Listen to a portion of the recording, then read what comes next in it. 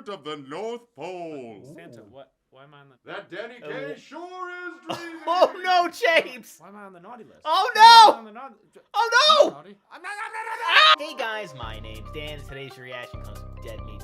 This is the main one, 2022 kill count, and this is the first of 2 Christmas movies coming out in the month of December. The next week is going to be Treevenge, though this is certainly the bigger of the 2, considering how iconic the Grinch character has become. But does that make it a good horror movie? Does that make it a better horror movie than Treevenge? Of course, we don't really know about that yet, because I haven't seen it yet, but we'll have to see what James thinks about this one, how it was made, and I will let you know my thoughts on this movie at the very end of this video. But before we get into all that, please do check all of those links I have for you down in the description below, more specifically Dead Meat. Look, if you haven't already, it's a great way to support the whole Dead Meat team, and a great and easy way to support me is by going right below this video, click all those buttons down there, because it'll let you see future reactions that I do, but also my channel to grow. Without any further ado, let's go. Welcome to the Kill Count, where we tally up the victims Oh, I of love all our the favorite set! horror movies. I'm James A. Janice, and today we're looking at The Mean One, released in 2022.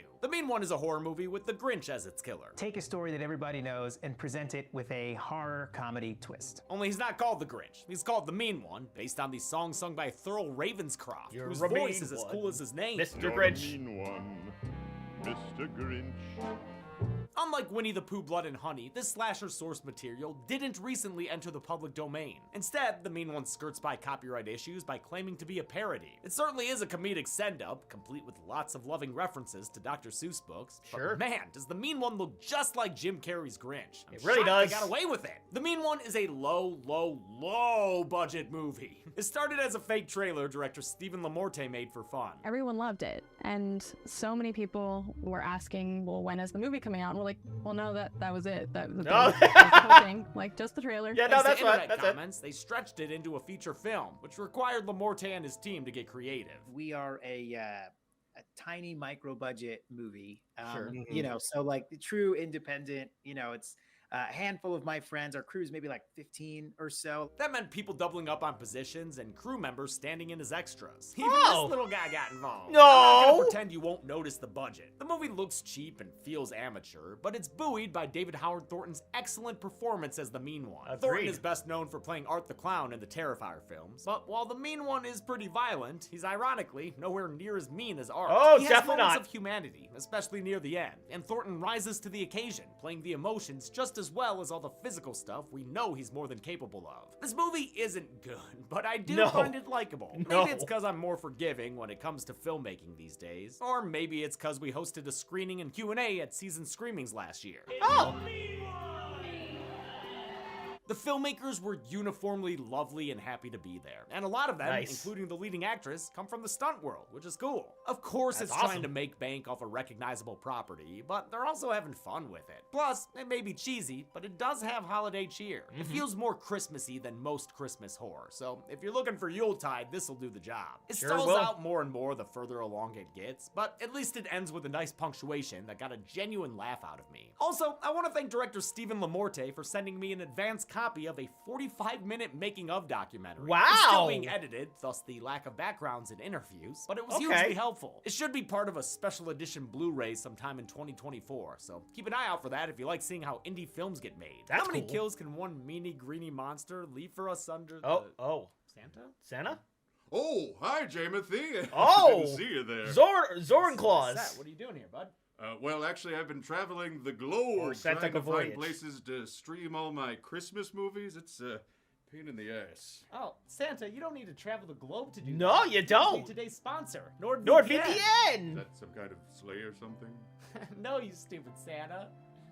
NordVPN is a virtual private network that lets you Look connect on to his servers face. all over the planet. It's like, how dare you call me stupid? Access to hundreds of streaming sites worldwide.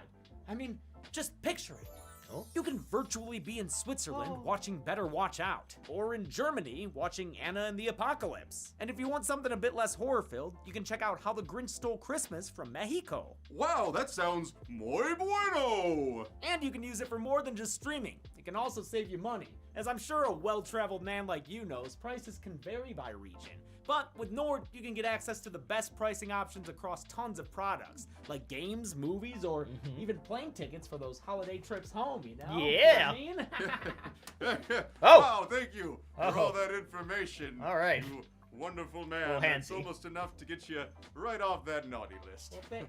Oh. Wait, what? He was Now on the I'm naughty going list? home to watch White Christmas on American Netflix from the comfort of the North Pole. Santa, what? Why am I on the... That Danny Kaye sure is dreaming. Oh no, James! Why am I on the naughty list? Oh Why am I no! on the naughty... Oh no! Naughty? I'm not. Ah! You can virtually travel the world as fast as Santa with a 2-year plan at a huge discount, plus 4 additional months free when you use NordVPN.com/deadmeat. And with Nord's 30-day money-back guarantee, it's risk-free. That's NordVPN.com/deadmeat, or click the link in the Can description confirm, below. and I didn't mean to go really fast there, but NordVPN is great. I use it as well, and it's very, very helpful. Oh, how many kills can one meanie-greeny monster leave for us under the tree? Let's find out and get to them. All right. The movie begins with a familiar Christmas tale about Cindy You-Know-Who. Just like we've heard before, she fixes a thieving Grinch through the power of love. She killed him with kindness and surprisiest of surprises. I forgive you. That one simple kiss made his heart grow 3 sizes. But apparently we've been lied to about this tale, because shit really went down like this. Get away from my daughter! I find this realistic depiction of a Grinch encounter hilarious. Cindy, get back! He's a monster! But it ain't chuckle fucks for Cindy when her mom is killed during the tussle via neck impalement. Cindy cries out, "Monster!" And the movie cries out, "Title card!" We get some good-looking establishing shots of the Grinch's mountain and Newville, the Whoville equivalent suburb, but don't get too used to the scale of things. The movie can't afford it for too long. 20 years after her mom died, Cindy's a grown-ass woman singing Christmas songs with her dad. They're cheesy. This whole thing is, welcome to Newville, bitches! Yeah! Cindy's return for, what else, closure, after living a life of trauma because of the whole mommy-murdering monster mix-up. She and her dad return to their old home so they could sell it and move on, but the place still hits her in the face with memories. And bats! It's just a bad vibes incubator here. Sorry, Sin. She meets the Newville Police Department, which consists of a handsome deputy named Burke and Sheriff Hooper. Cindy knows Hooper from the night of her mom's murder, when he gave her a gaslighting life mantra. I need to hear you say it, sweetie. Monsters aren't real. He blamed the monster madness on a green ski mask they found, but never caught the supposedly human Christmas killer. No wonder she and her dad aren't big fans. Hooper is to Newville in Christmas, as John Lithgow is to the Footloose town in Danzig. They don't allow that shit here, so this Santa-looking motherfucker better watch out. Wait, who even was that? Why did it fade out? Even though they're selling We'll the place, find out. Cindy and her dad get up to some good trouble when they deck their house out in Christmas cheer. Looking good. Nice. Oh, I'm sorry, looking nice. Nice Nice. enough to dance around with absolutely no music playing for like way too long. Cindy's dad Lou is played by Flip Kobler, who co-wrote the script with his son Finn. The elder Kobler also co-wrote The Lion King 2 with his wife Cindy Marcus, who was pregnant with Finn at the time. Talk about Nice. the circle of life. Their Or Christmas spirit nice. attracts a mountaintop menace who can sniff out all things Christmas and kills anyone responsible. Cindy gets locked out of the house, and that's when her dad is attacked. Oh great, now she's gonna have double trauma, unless he Yep. can survive? Oh, fuck, Nope. he ain't surviving. Nope, that. definitely Cindy not. loses another parent, and the culprit once again gets away.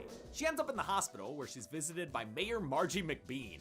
Why are you so scared of McBean, Sin? She's just here campaigning. The mayor doesn't like Cindy's talk of green monsters, since her childhood claim is what caused the town to stop celebrating the holiday. McBean bounces over to Sheriff Hooper and complains that Cindy's presence threatens the town. So, take care of that, would you, champ? Mayor McBean is played by Amy Schumacher, one of the movie's producers. She previously worked with Lamorte on a Powerpuff Girls fan film, which was also written by Flip Kobler and also co-starred Cindy's actress Crystal Martin. Lamorte compares his cast and crew to a family, and not only Looks like because it. they've worked together on so many projects. We don't just make movies together. We, get together for Thanksgiving and Aw. we go to each other's shows That's and lovely. comedy shows and burlesque shows. In Schumacher's case, the family comparison became literal when she and Lamorte got married earlier this year. Oh, With her congrats! dad dead, Cindy plans to leave town, even though Deputy Burke would prefer she stay. These two make for a cute couple. Sir.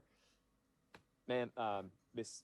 The stammering. Too bad right now. I he's love still in that. the handshake zone. Maybe he can win her over with his homemade matzo ball soup. You made this? Proudly Jewish. Did I mention he's Jewish? Because the movie does. Like, Yup. a lot. Yup. Jewish. It's in my blood. Cindy finds some floral evidence of the crime scene, and one computer screen transition later, she's at the Newville Mountains. Now, ain't that a smart little vest to go monster hunting in? While playing Grinchmas Snap, Cindy gets attacked and knocked into a cavern. Yo, this cavern has a license? Yeah, man, a license to kill. It uses it on a hiking couple. Cindy watches as the monster kills this Daryl guy in a bunch of incomprehensible close-ups. Thankfully, when Cindy yells at the Grinch, we do get to see a money shot. And this hilarious Home Alone 2 moment. You're real! You're real! Yep. She domes that motherfucker with those rocks. Sure does. The Mean One's excellent makeup was done by effects artist Tatiana Bluchel, who created prosthetics that allowed David Howard Thornton to emote. So good. Like air holes, it was very functional. The process took 3 to 4 hours to complete. Every fleck of dirt, every inch of coloration to really bring the creature to life. I mean, she hand painted his teeth. Cindy's eyewitness account and Fantastic blurry job. Sasquatch pictures don't convince Sheriff Hooper, who tells her not to ruin their town again. You ended Christmas. Hey, that's not true. Look, SantaCon is SantaCon! coming to town. For those of you who didn't know, like me, SantaCon is a real event that started in San Francisco in 1994. It's since expanded to other cities, with New York sporting the largest con, once described as an annual drunken shit show. This smaller gathering is no different. It's a bunch of drunk-ass Santas. Just gross, gropey Santas. Yeah, very I'm already gross. counting these bastards in my head. I do love the passed-out elf who wakes up to cheer for more drinks, only to immediately pass out again. That's fun. The put-upon waitress enters a freezer and discovers one of the Santas dead with an icicle in his neck. She gets locked inside as the Grinch prepares to take care of the other Santas and elves. This monster acting is what they paid David Howard Thornton to do, folks. His mime training gets put to good use here as he perfectly imitates Jim Carrey's cartoonish performance. The kill 100%. montage that follows sees the entire Christmas crowd killed, which amounts to, I believe, 5 more Santa dudes, 4 elf ladies, and this big old inflatable Christmas tree guy. It's pretty fun to see him get slaughtered. Some of the kills are good, but the whole scene has a quiet piano backing that kind of sucks the energy out of it. It's also brought down by the awful CG blood, which is likely the result of the movie's severely crunched post-production schedule. I mean, its whole production schedule was rushed. They didn't start shooting until 7 months before the film's release. Thankfully, the movie's biggest set piece ends with a funny button after the innocent waitress gets out of the freezer and finds all the SantaConners dead.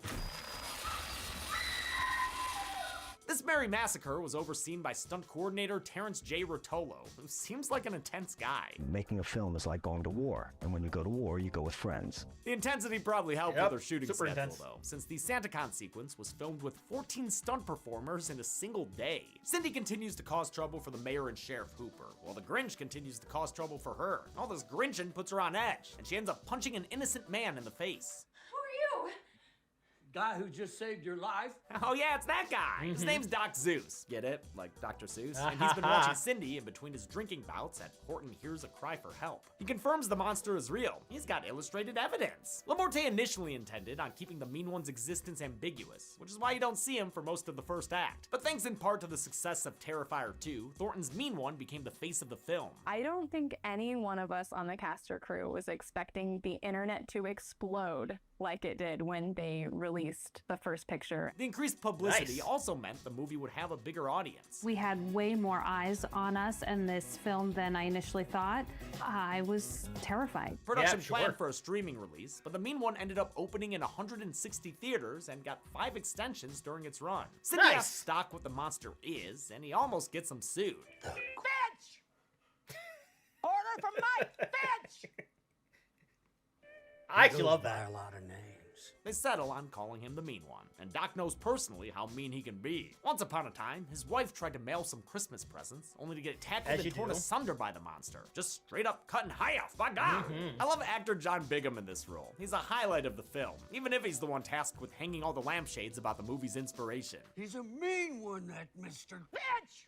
Last call from Mike! Bitch! Well, him and this bartender, played by Rachel Winfrey, who was actually in How the Grinch Stole Christmas as one of the Grinch's adoptive moms. Sheriff Hooper still won't listen to Cindy, even though it's clear that he and the mayor are co-conspirators. Truth is bound to see the light of day.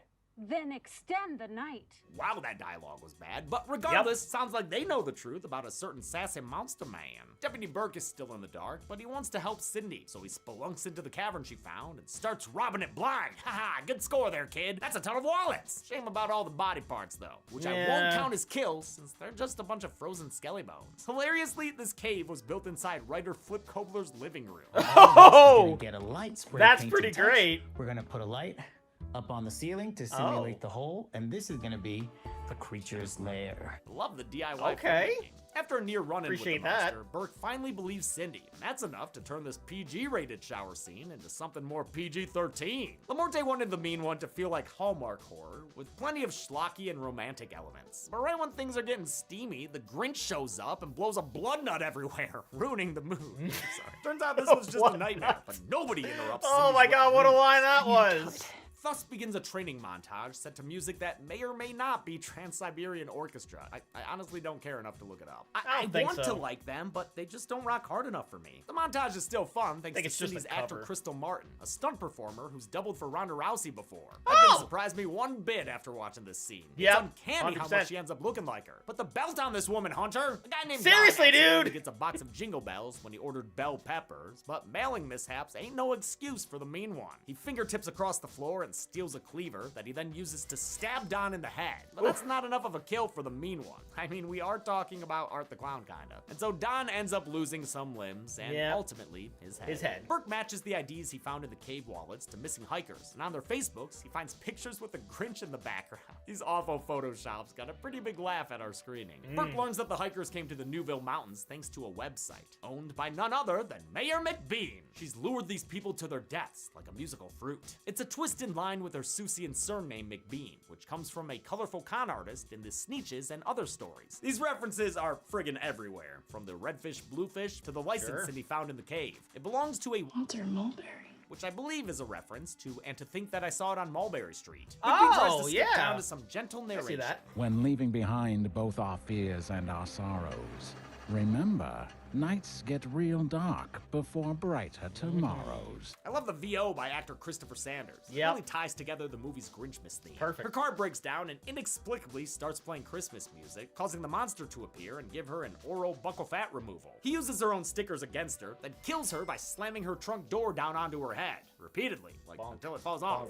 For her death scene, Schumacher took a gnarly fall on the ground without pads. She wasn't the only cast member who had to step up. Burke's actor Chase Mullins used a spelunking system, rigged and tested by Crystal Martin, despite his fear of heights. I'm still coming down from the adrenaline high of Yeah. Burke's I'd be the unable to same. stop Cindy Lou Amendment 2 from leaving to hunt down the monster. I don't need your permission. He also can't stop her from quoting the Big Seuss's musings on his own creation. Maybe it's because his head isn't screwed on quite right. Maybe it's because his shoes are too tight. He lets her be and confronts Sheriff Hooper about the mayor's shitty web design. The sheriff admits he saw the mean one himself 20 years ago. Not when Cindy's mom died, but when he found a girl named Stephanie getting killed in a cave by a furry green monster.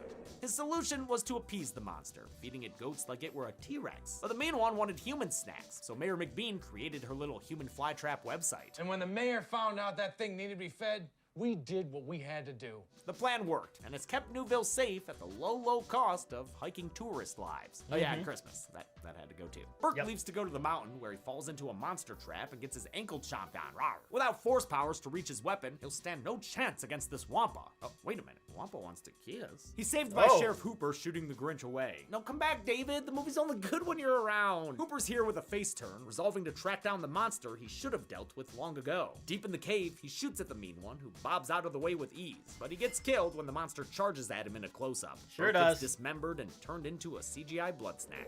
Cindy and Doc return to the movies so they can help Burke back to his car, and so Cindy can take back the leading role. Time to roast this beast. She sets a festive trap at her home with the boringest light display I've ever seen. Quantity doesn't mean quality, people. It's enough to lure the mean one inside, though, because this green dumb idiot doesn't realize it's a trap. Guess who?